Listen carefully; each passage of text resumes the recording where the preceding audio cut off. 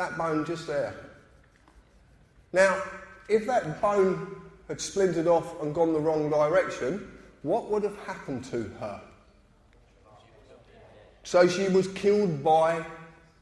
been killed by a seat belt. Oh.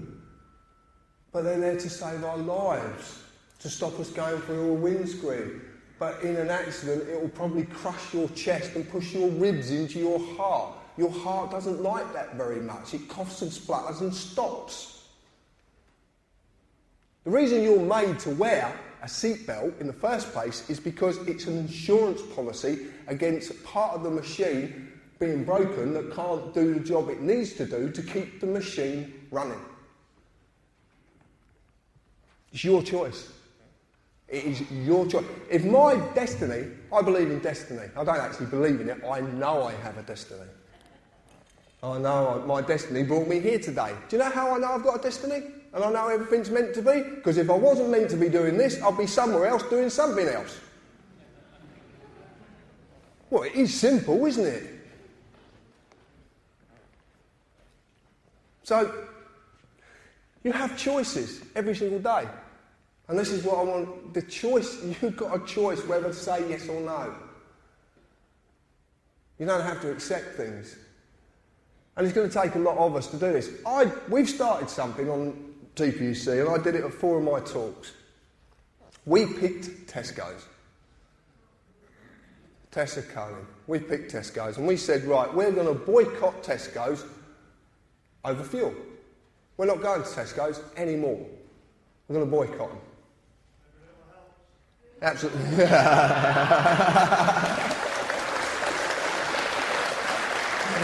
Very well said. Who was that? Well done. Quick wit, sir. What happens when enough people boycott Tesco's? What will happen to Tesco's fuel prices?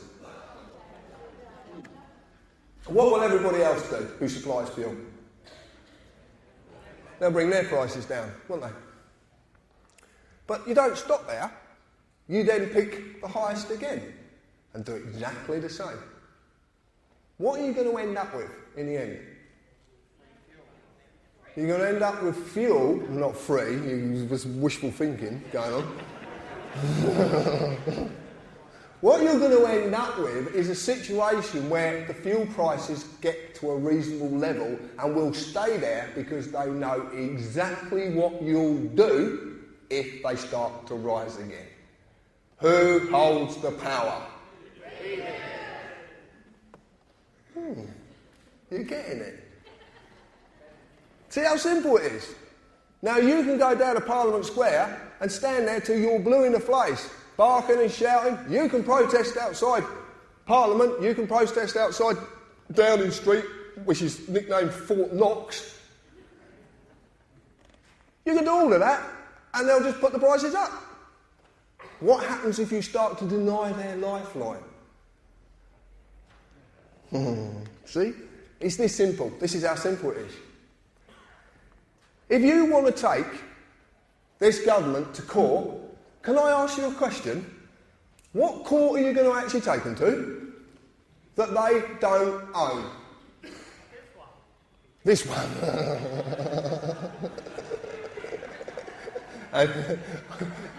Yeah, okay. No. I'd feel sorry for them if they walked into here. Believe me.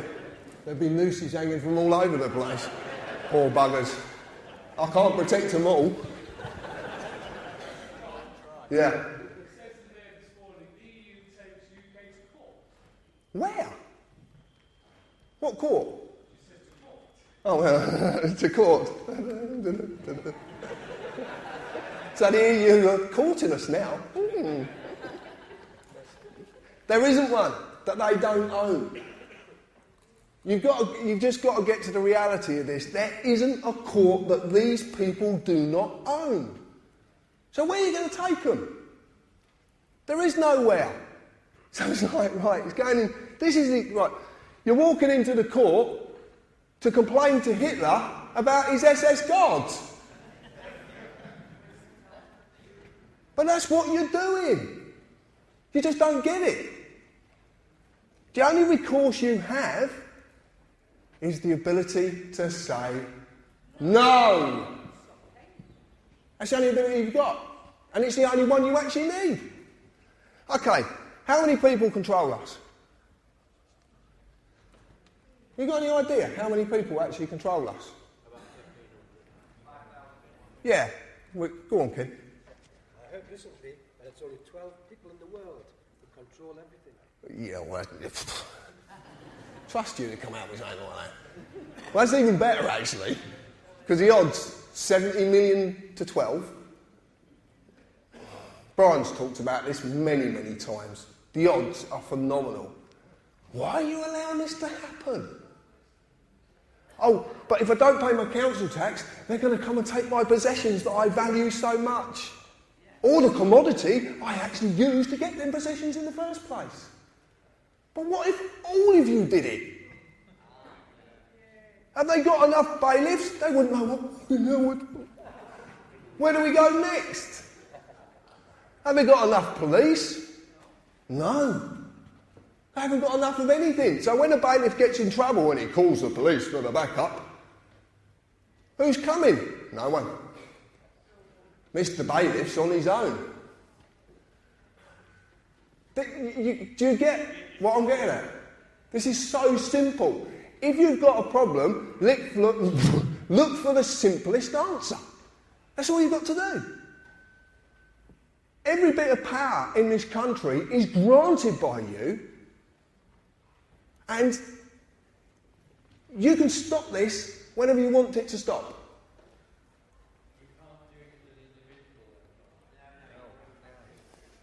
Yes, you can. I am proof of it. I am proof that it can be done. Nothing. It's quite simple because we realise that they're sending us something that is coming under policy, which is a contract. So we realise it's a contract, they're offering us something. So we just send back the offer saying, well, no, thank you. We don't want it. You've got to do a lot of research to come to the understanding of that, and you've got to really dig deep. But it's what you see, right, it works in stages. What happens is, when you suddenly realise there's something wrong with the world, it's like springing out of a box. And you go, ooh, it's a bit different out here. And you jump, but the trouble is you generally land up in another box, which is another core belief system. So you're in there for a little while when you're talking to people, and you stick your head, oh, it's different again. And you land in another box. And that's the process you're going through because you've just asked that question. What you'll find out is you're actually going the wrong way. And if you go that way and go, oh, it's simple. This is the boxes of the complicated crap that we live in. The only reason you subscribe to the complicated world as it is because you don't know anything different. And the one thing we fear more than anything is the unknown. Because what happens when we're in the unknown? You have no control. And that's what we fear, the loss of control. If you took this government to court for treason, who would replace it? And what would you become? Exactly. You'd become them. Because a whole different system is needed. Anybody seen V for Vendetta? Yes. Do you like the end? Yes. This year? I don't know, I've got no contacts with Dynamite. Semtex? Ooh. No, we don't need to do anything like that. The concept, metaphorically, it's explaining something to you. We don't need that building. Not anymore. We've gone too far. None of that's needed, especially when they put through things like this. When you read this document for yourself, now I'm going to explain it to you now. I'm going to explain a little bit about it. I rang up Parliament the other day. I love having a chat with them. When I first used to ring up Parliament, I couldn't speak their language. You have to speak their language. Don't have to put on a voice. The women actually in the audience are better at this because you have a telephone voice. And that's the voice you need when you're speaking to these people. But what you need is their language, so you have to speak in their language. Okay?